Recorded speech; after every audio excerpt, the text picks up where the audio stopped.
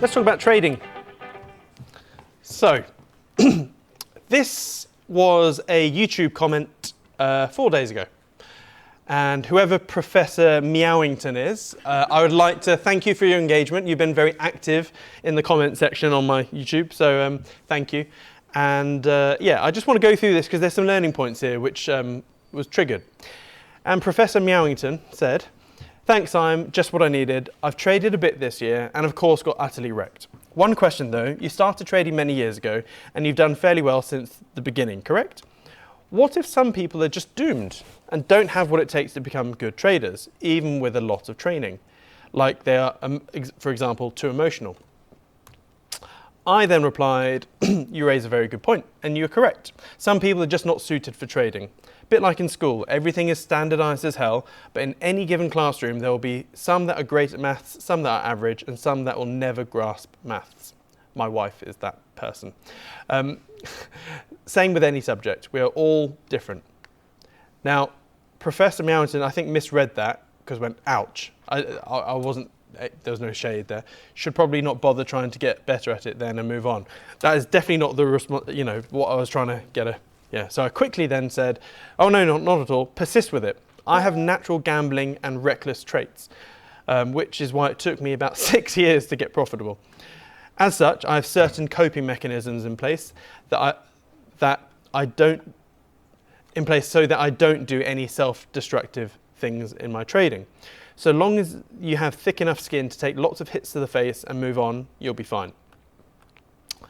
Just get lots and lots of chart time under your belt and actually place trades and log all trades religiously." Standard stuff you heard me say all the time. Thanks, Siam.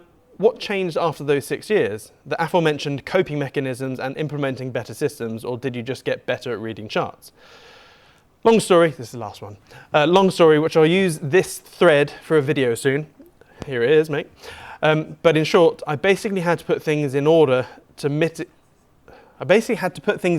mitigate my natural gambling tendencies, like not over trading, not betting too much per trade, not gut trading, not chasing price, learning to sit on my hands more, but also at the same time knowing when I should definitely pig in. It's always going to be a few runners that generate all of your profit. So here's the first thing, actually. I've got a few other things I want to say. I want to formally change one of the things I said a long time ago, and probably only Martin and Kevin will hear me say this. Back in the day, I used to say, you should never have one trade that makes all your winnings, and you should never really have one loser that loses all your losings, and that every trade should be completely the same. I actually vehemently disagree with that now. Through my own empirical data, and just through experience, and also, read any of the Market Wizard books, you'll realize that all of the Market Wizard traders, all of their big wins came from a handful of trades. Which, yeah, it does go against some of my earlier teachings where, you shouldn't have one trade that makes your year, and it should be, a bunch of good trades. But in reality, when you look at all of the Market Wizards and other good traders that I know, and just from my own experience, it is actually a few runners that just make up all your year's profits. But one thing you shouldn't do is have one loser that just destroys you for good. To make that clear, you should not basically have one trade that blows you up. So when you should have lots and lots of losers that don't kill you, but you'll most likely end up having a handful of winners that make your year. Sorry, that's a better way to go about it. So last caveat, it doesn't mean you should go big on stuff. What you'll find is that it's not the amount of money you put into a winning trade, it's how much it runs in your favor. That's really what matters. So, how to drag your trading out of the gutter. If you're a gambler, like me, or get a bit carried away, you first of all need to acknowledge that. First thing with being an alcoholic is understanding that you're an alcoholic. Not that I have been one, but so self-acknowledgement is crucial there. And once you understand that, you then need to find out what are your triggering mechanisms. So for some people, they could have the smell of vodka and they have a relapse. or someone could, everyone is different with any other thing. So for example, for me, one of my triggers back in the day, not so much anymore, is I'd have a big win, then all of a sudden I get 2 full-on hard-ons. Sorry, horns. Oh, sorry. The 2 horns of greed come out. Sorry. Oh, God. I've got weird images in my brain now. So what would happen is I'd have a nice win, I'd make lots of money, and go, ooh, dopamine, dopamine, dopamine, and my body wants more of that dopamine. So what do? I go big on the next trade, trying to recreate that dopamine injection. And then guess what? You end up always giving your money, all the profits you just made, back to the market. And then you end up losing more. Just realised Pips has dribbled all over my coat. Thanks, darling. So you have to first of all understand when you're triggered. So one of my, and I wish I was a bit more strict last year. One of the things that I'm putting more importance with my trading is that next time I have a massive win, I'm actually going to ban myself from trading anything more than 0.05% max risk per trade for the next 2 months. Every time I've had big old wins, I do always give a chunk of those wins back to the market. Take last year, for example. There were 6 different days where I made over 100 grand in a day. There were 2 days I made 350 grand in a day. So I made one was $350,000 in one day. And then another day I made $343,000 in another day. And then there was 4 other days that were over 100K. Guess what? I gave all of that back to the market. What a knob. I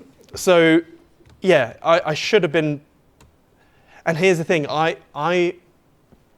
a lot of your trading rules will also butt horns with each other. So a good trading thing to understand is that you need to know when to pig in. So you need to know when to maybe lever up your risk a little bit more to really capitalize on a situation. So what happened is there was a period of time last year where we were in nice profits, and I just mistimed it. I saw a move happening.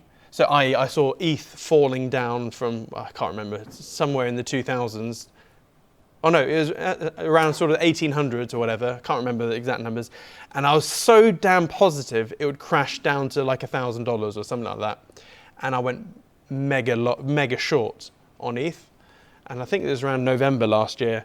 And guess what? I was right. But it was the daily borrowing fees that killed me. I think there's 150 grand worth of borrowing fees. It was like a $10 million short, basically, of ETH. And because the short was underwater every day, I had to pay, I think it was like $9,000 a day in borrowing fees on Bybit. GMX, sorry. So it was hard. And then I had to weigh that seesaw of, do I keep this trade open for another couple of weeks longer? And I was balancing the risk of bleeding, let's say, a month more of fees and the probability of the crash. And in the end, I cut my losses. Guess what happened 4 days later? ETH fucking crashed. So that was like, So I pigged in and I was correct on the move. My execution was poor though, because I pulled out 4 days too early. Oh man, that would have been a mega win. So understand that you're a degenerate gambler and you need coping mechanisms in place.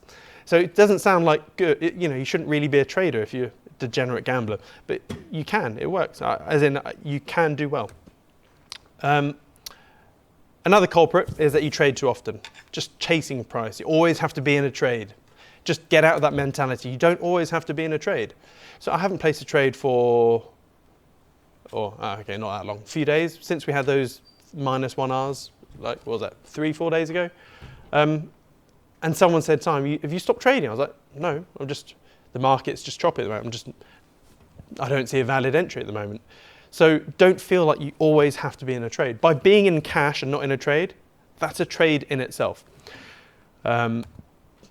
Always remember you're an idiot. Always remember you will always be a market idiot, and you're always one trade away from being a total muppet. I know you should always have positive mantras and stuff, but I think sometimes sometimes it's good to have negative reminders just to stop you from being an idiot. So for me, this is something which these are ones that I always try and remember, because it actually stops you from placing one too many trades or too much leverage. 4, if you have no system, you're screwed. If you're trading from the hip or you're following someone blindly, you're screwed. Just no doubt about that. And it is critical you understand how to use your strategy and when to use your strategy. You can't just watch a YouTuber who demonstrates a moving average crossover system and going, wow, in that video he had a 100% success rate.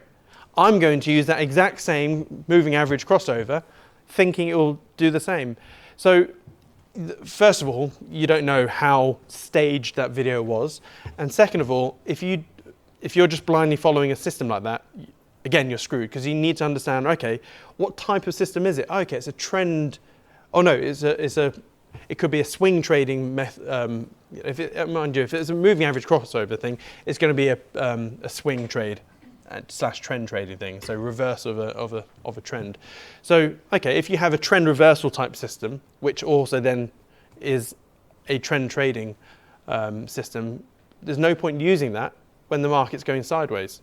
You're going to get those crossovers all the freaking time. So only do it at the end of, or potentially at the end of a sustained trend, let's say a sustained bull market, then maybe look for that crossover system. Or yeah, then just know when to use your weapon. Or I think Kevin, was it the rent payer? You absolutely nailed. Yeah. So for example, you could also become a specialist at one thing. So there was a couple of year period, 1-2 years back in the day, where Kevin was like, right, I'm just going to do the rent payer. Now the rent payer was a system I had years ago, and it was a simplified version of the Ichimoku Kinku Hayu clouds and stuff like that, and a much simpler method. And Kevin really loved it on the 4-hour chart or 2-hour chart. He freaking nailed it to the point where he got the best rent payer results than anyone in the community. Absolutely dicked on all of my rent payer trades, and he was just the rent payer on the 2-hour chart. So yeah, become a specialist. There's nothing wrong with being an absolute master of one strategy. Nothing wrong. In fact, I would encourage you to do that. That reminds me, why don't we do the rent payer strategy anymore? Yeah, top tip. No, it's not that complicated. No, but a lot of people find it too complicated. Yeah, it's true. It's a bit like, yeah. Good point, yeah. I'm going to have a look at that again, because it's not bad, as long as you apply it in the right time. Also, if you don't log, you cannot. It is literally impossible to become a consistently profitable trader if you don't log, because you don't have the stats. And one other thing to add to that, actually, is that even if you have a really, really, really bad trading strategy, if you executed that strategy flawlessly and you just consistently got loss after loss after loss and you logged it, that's actually gold dust, because all you need is a couple of tweaks and you realize, shit, if this system is consistently losing, all it takes is one tweak to turn it into a consistently winning system. Because normally, if you have something which is always losing for you, you're either entering in too early or too late. Oh, and that's the main thing, really, yeah. Because most people go, oh, my stop's too small. Actually, no.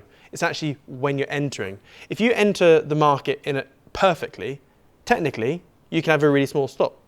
So if you have a system which is always losing money for you, you're entering too early or too late. So then you can just look at all of your losing trades, say 100 trades, and go, right, what is your average adverse excursion? Right, then adjust. Yeah, if you're strategy hopping, you're screwed. So, yeah, I've just stepped on my own toes. Yeah, go and find the worst trading strategy possible and dummy trade it and get 100 trades. and then find your average adverse excursion, average favourable excursion, and jobs are good. Are you trading too many things? One of if you trade too many assets, you just won't have an understanding of what is normal price action for that asset. That's why when you look at the old-fashioned world, like in the bank traders, you don't get a LIBOR trader who's also an energy market trader, who's also a currency trader, and also a bond trader. You have the banks and hedge funds have silos. You're either an energy trader or that's it. So you have energy traders, bond traders, currency traders. You don't have traders in a bank that trades frickin' everything. You pick one thing. And again, if you're just going to be a crypto trader, you can't just trade everything. So that's actually one thing that I need to be better at. I trade too many assets. So why don't you just trade, I don't know, the top 10? You'll at least know there's volume and liquidity, and you won't get slipped. Compared to if you trade like something that's $20 million market cap, you could get massively slipped. Yeah, so one of the reasons I do trade a lot of different assets is for this point. I like to use an asset's natural shittiness or goodness to its own advantage. So if I'm placing a trade and want to go long, I'll go long on Bitcoin or ETH. But I won't short Bitcoin or ETH. If I'm trading on the 1 hour, 4 hour chart, etc., and if I'm shorting something, let's say I see a setup on a bearish setup on Bitcoin or ETH, I'll then try and find the shittest shitcoin that has enough volume, and I'll short that because that will have a higher propensity to crash more than Bitcoin will. Does that make sense? Yeah. So that's one thing I like doing. That's why I do trade quite a range of assets. And yeah. You are definitely risking too much per trade. Over the last month or so, with my public trading log, I've placed 50 odd trades across all the different assets, and every trade has been 0.1% max risk. Even I am thinking maybe risk a bit less, and that's me. I've literally the last 50 trades, I have not risked more than 0.1% max risk. So part of me is thinking, place less trades, be more picky with my trades, and maybe risk a bit less. Because the profit with the trade, by the way, is not like getting in at the perfect time. It's getting into a trade which you think is going to go, let's say, down here. And once that trade is confirmed, and it is starting to trade, the probability that it is going to go down here is much higher. So that is when you pig in. That's when you start scaling into the trade. You don't go big up top. If anything, when you're scaling into the trade, it's much better to risk more once that trade is confirmed. So yeah, are your R multiples suboptimal as well? So for example, here is a recent setup where I lost money. As you can see, I did a triple entry method here, and because it was an 8 and 21 EMA bounce. Because when I placed it, I thought, the market's down here, it'll pull back to here, then carry on going down. The TP was actually spot on, but I got in too early. That's the key thing here. This I think was on the 1 hour chart, and actually had I executed it on the 4 hour chart, it would have been a perfect trade. So yeah, the R multiples here were good. I just entered too early. Or some would say, no, your stops are too short. No, I would actually combat that and say, no, I just got in too early. I could have had the same stop size, an R multiple, or even a better R multiple, had I entered a day later or half a day later. But here's the thing, because I'm phasing in with a triple entry or a double entry, and sometimes the average R multiple, had this played out, I would have made 0.45. So I was risking 0.1% of the whole pot on this setup, and if I wasn't stopped out and it hit TP over here, the whole trade would have actually been a 4.5 R outcome. So here's another thing: if you've had a string of losers, too many people can't handle the slaps in the face. Then they lose confidence. They're like, the last 5 trades I've lost. And so they go, oh, this system doesn't work anymore. And they start blaming everyone other than themselves. When I lose 5 trades in a row, when I lose 10 trades in a row, I don't blame anyone but myself. I just go, okay, either I'm being an idiot or it's just, there's nothing wrong with the system. It's just 10 trades or 5 trades just didn't work. It's just, it's like having a business, going into a room of 100 people and only making sales with 2 people. It doesn't mean, your business is shit and your product is shit. It just means your product was only suitable for 2 people at that point in time. Yeah. So I've created a little checklist of how to tell if you're being a noob. So, sorry, a newbie. And we've all made these errors, okay? So if you're currently making these errors, just be, self-awareness is a good thing. Have you risked more than usual because the last few trades are losers and you're trying to make up the loss quicker? We've all done that. Yeah, be honest with yourself. Have you moved your stop to break even way too early, only to be stopped out at break even and then the market buggered off? Yeah, that happened to me actually quite recently. The trick there is the trade needs to be in quite a considerable amount of profit before you move to break even. And even I still haven't refined that quite. Yeah. So I think, yes, there is such thing as a risk-free trade, but only not on the entry. It's only, you can turn it into a risk-free trade once it's gone in enough profit. But I just personally don't like the term risk-free trade. There was risk to begin with. It's only once you've gone in enough profit that you can take risk off the table. Have you been impressed by someone when they say, I made 60% last week? Or, or in one trade. When I hear someone saying they've made 60% in one trade, I instantly think, you probably risked 100% of your whole pot on that one trade. Have you stopped using a strategy because it hasn't worked in the last 5 or 10 trades? Again, everyone's strategy hops. And do you occasionally place trades with lots of money out of sheer boredom, just to get that dopamine spike? Yeah, we all have done that. Stop being a noob. And last of all, and this is more important, YouTube, have you immediately placed a trade after watching some YouTube video blindly based on what the video said and using no strategy whatsoever other than gut feeling and trusting that video and person? Yeah. So yeah, you're watching this on YouTube right now. Don't necessarily trust me. But wait, there's more. You could be an accidental idiot as well. So how do you become an accidental idiot? Well, I'm going to focus over here. Ignore this past trade. Focus over here, right? So here you have, actually 2 possible setups. There's a bit of a halo there.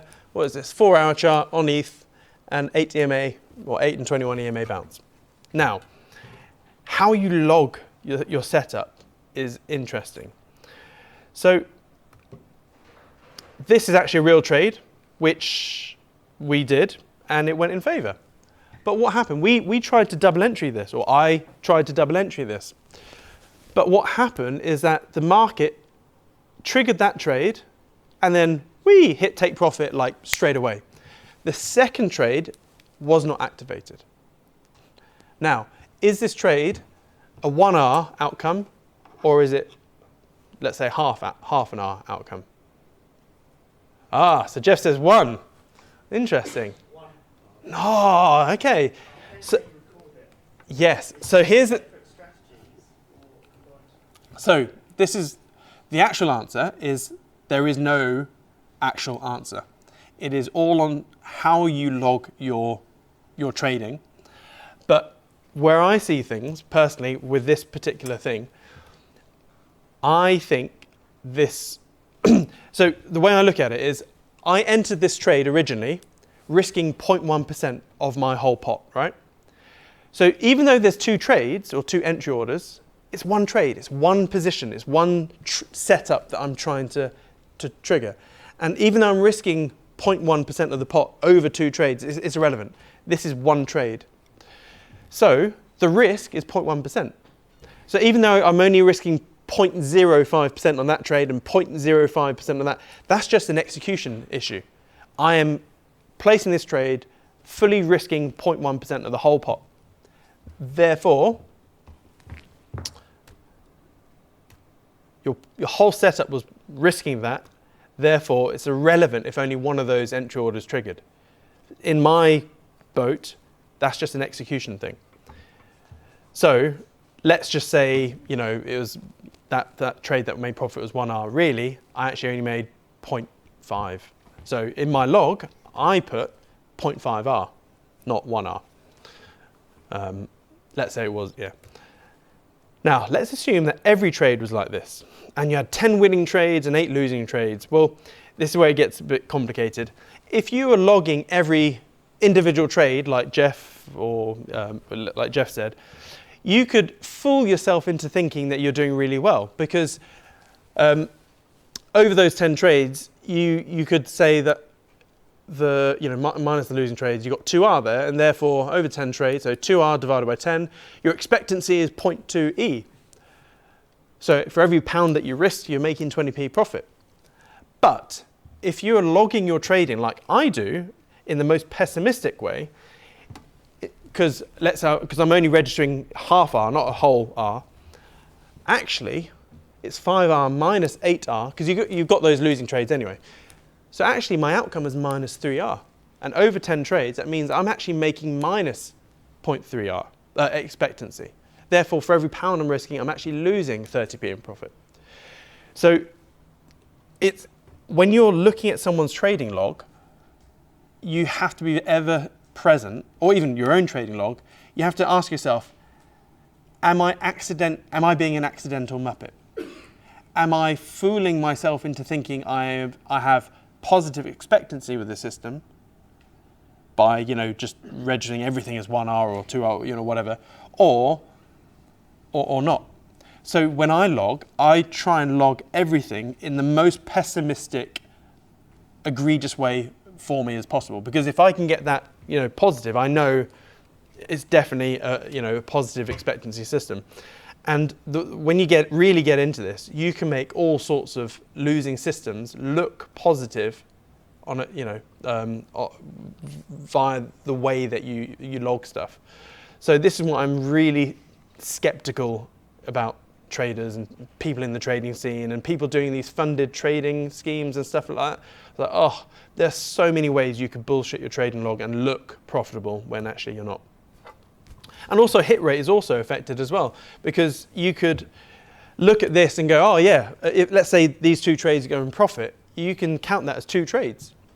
So it's 2 trades of hit. So you could artificially inflate your hit rate in a way. So yeah, are you fluffing up your hit rate? So yeah, are you counting 2 profitable trades instead of just 1? Again, yeah. And then someone sent me this the other day.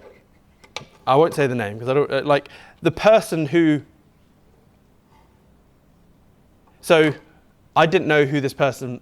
There's 2 people. Okay, someone sent me a website of a trader, a public trader, and said, "Simon, what do you think of this guy?" Now, I actually I've seen a few videos of this public trader, and I actually think he's one of the good guys. So I will not mention his name. But on his website, he has his public log. Now, obviously, you can't click on any of the trades, and for all I know, they could have just been typed. But something stood out. So there are pages and pages of trading logs over the last few years, and out of all of the trades, I think he's lost like 3 trades out of hundreds. So first of all, my bullshit detector is screaming. There's no way he's placed, like 80 trades and only lost 3. That's bullshit. I call bullshit straight away. Carl Pilkington gif. And then there's so much things you can decipher just from looking at this. So first of all of his wins, he's using percentages. So all of these wins are like, 11%, 10%, 12%. And straight away I'm like, okay, here we go. Just get rid of the percentages, put this in R multiples. All of his winners are 0.1R, 0.1R, 0.11R, There's never a 1R, is there? They're all like 0.1, 20%. It's actually 0.2%. So what he's doing effectively is like, let's use pips like in the old trading. It's like having a stop loss of 100 pips and then taking profit at 10 pips. So another way to look at it is this. Here's a trade. Whee. And let's say we're going long. Here's the market. And you think you're going to go long, so you're going to have a stop loss. And we're going to draw it like in trading view. So that is, so your stop loss is down here.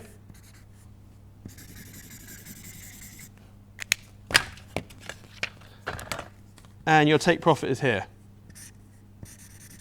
So your take profit is here. Now, is that a good trade? For those that can see it. Is that a good setup, folks? No, it's freaking dog shit. Sorry, Pips.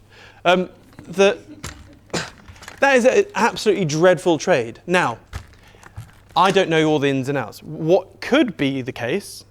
So by the way, if you're setting up trades like this, I promise you that is a negative expectancy system. You can have the best damn setup, triggers and indicators, whatever. I promise you, you're going to lose a lot of money if you execute the system over a sustained period of time. Now, in this person's defense, and it could be the case, he could maybe be doing 1R. So let's say it could actually be something like this, where actually he's aiming to do a take profit up here. And I know the trade goes in favor a little bit, and actually he goes, oh, actually, no, I'm just going to snatch and take profits here. Now, that would be slightly more forgivable if that was the case over a few trades. But when you look at all the trades for the last 5 years, and there isn't, and like, let's say 90% of the winners are all 0.1, 0.1, 0.1, I think that's not the case. I actually think it's the former, where every trade is like that. So all of the winners are hitting target, and you're fluffing up your hit rate with your, they can say they've got a 98% success rate with their trades. Well, yeah, anyone can do that. Anyone can have a 10 pip take profit and a 500 pip stop. And look, this shows it. Look at this. SBNY, what is that? That's Signature Bank. What is it, Alibaba? Okay, so this is a stock trader, by the looks of it. Dixie, Vix, Tesla. Yeah, so this is a stock trader. So this person went long on the 9th of March at $91 of Signature Bank. And then obviously Signature Bank went bust and the price went down to 58 cents. And he put 1% of his whole portfolio into this trade. And guess what? The trade is minus 99.9995%. So in real terms, it's actually minus 0.99R, isn't it? For all the old traders here. That's, but yeah, so this is why with trading you have to look at everything in R multiples, not percentages. This lulls in people that know nothing about trading. So the average person who doesn't know how to trade, they'll look at something like this and go, oh, this person's making 10% every trade. And most people think, oh, 10% a year is a really good, investment, isn't it? Most people in property, if you buy a house and you rent it out and you make 10, 20% a year, you're happy. Oh, this guy's doing 10% every day. He must not really know what he's doing. And then, yeah. And I'm not just top slicing. I'm not just picking the best look. Literally, I just screenshotted the first chunk of, whatever fit on the PowerPoint thing. But every year, I think there's it'll be like one losing trade a year. So what I actually think he's doing is doing setups like this. And then if a trade goes wrong, because the stop loss is so low, I think he'll just leave it.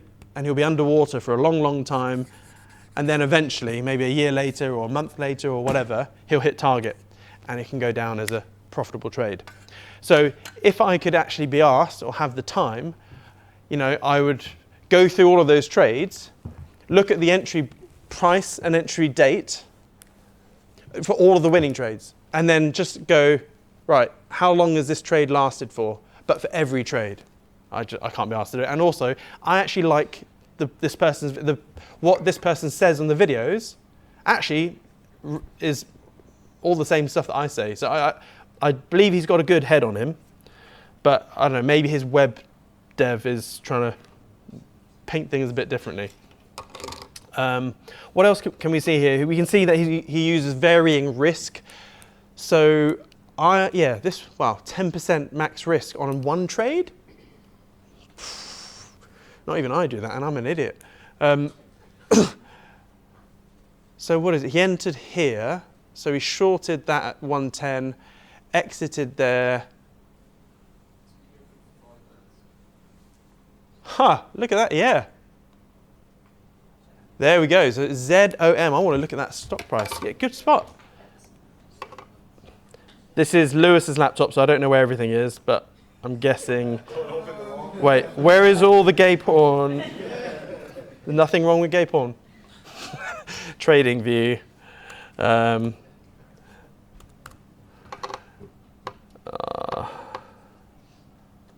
one.